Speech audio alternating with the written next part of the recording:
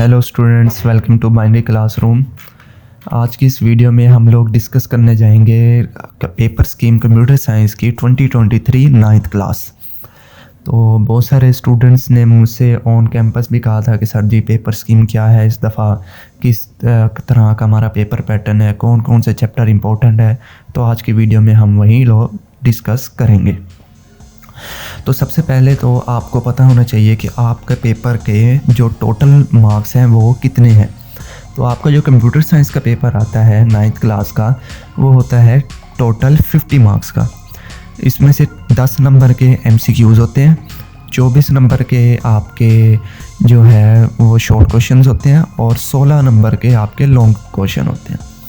ठीक है, तो MCQs के पहले चैप्टर हम देख लेते हैं कि कौन कौन से चैप्टर में से MCQs आता है। MCQs तो फुल बुक में से आते हैं, चैप्टर नंबर 1B, 2B, 3, 4 और 5 में भी।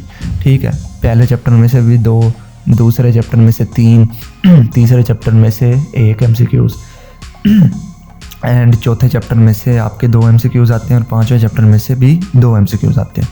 तो ये MCQs के लिए तो आपको पूरी बुक के जो है MCQs तैयार करने पड़ेंगे। इसका बेहतरीन तरीका यह है कि आप 5 ईयर ले लें, 5 ईयर में से बहुत ही इम्पोर्टेंट आप कर सकते हैं। ठीक है, दूसरा ये कि आप किताब के आखिर में जो एक्सरसाइज वाले MCQs होते हैं वही कर लेंगे तो वही इनफ है। अब आ जाते हैं शॉर्ट क्वेश्चन की तरफ। शॉर्ट क्वेश्चन जो है वो आपके 24 मार्क्स के होते हैं। यहाँ 40 लिखा हुआ तो ये 40 जो है गलत है, 24 मार्क्स के टोटल होते हैं।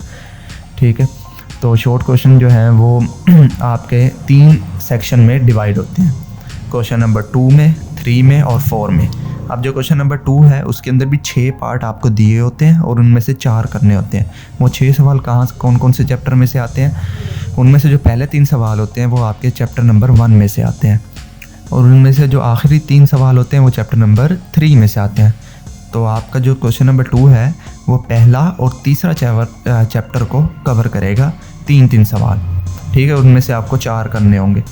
उसके बाद आपका क्वेश्चन नंबर 3 जो कि हमारा सेक्शन नंबर 2 है शॉर्ट क्वेश्चन का, इसके अंदर हमारा सिर्फ एक चैप्टर कवर होता है, वो है चैप्टर नंबर 2।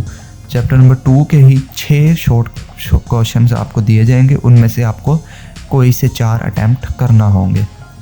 उसके बाद लास्ट आपका पार्ट आता है क्वेश्चन नंबर 4 का, जो कि आता है चैप्टर नंबर 4 और 5 में से। चैप्टर नंबर 4 में से आते हैं आपके 2 शॉर्ट क्वेश्चन, चैप्टर नंबर 5 में से आपके आते हैं 4 शॉर्ट क्वेश्चन। तो हमने 4 और 2 6, तो 6 में से 4 करने होते हैं। तो यहाँ पर अगर आप देखें, अगर आप चैप्टर नंबर 4 को स्किप भी कर दें तब भी आप चैप्टर नंबर 5 के 4 क्वेश्चन अटैम्प्ट कर सकते हैं। ठीक है, तो जो स्टूडेंट्स अगर इसको ज़रा एक ऑर्डर में लेके चलेंगे तो वो ज़रूर से टैली कर पाएंगे कि हमें फ़ायदा ही हो रहा है। ठीक है, तो कुछ बच्चे होते हैं वो सारा चैप्टर तैयार नहीं कर पाते, तो उनके लिए बेहतर है कि वो एक ही चैप्टर पे फोकस करें जिनमें से ज़्यादा सवाल आएंगे। अब आ जाते हैं लॉन्ग के पार्ट पर। लॉन्ग का पार्ट आपके आते हैं 3 सवाल, 3 में से आपको 2 अटैम्प्ट करने होते हैं। अब लॉन्ग क्वेश्चन के आपके 3 चैप्टर होते हैं, पहला, तीसरा और चौथा। इनमें से 3 आएंगे, 3 में से 2 अटैम्प्ट करने होंगे। एक पहले में से आएगा, एक तीसरे में से आएगा और एक आखिरी जो है वो चौथे में से आएगा।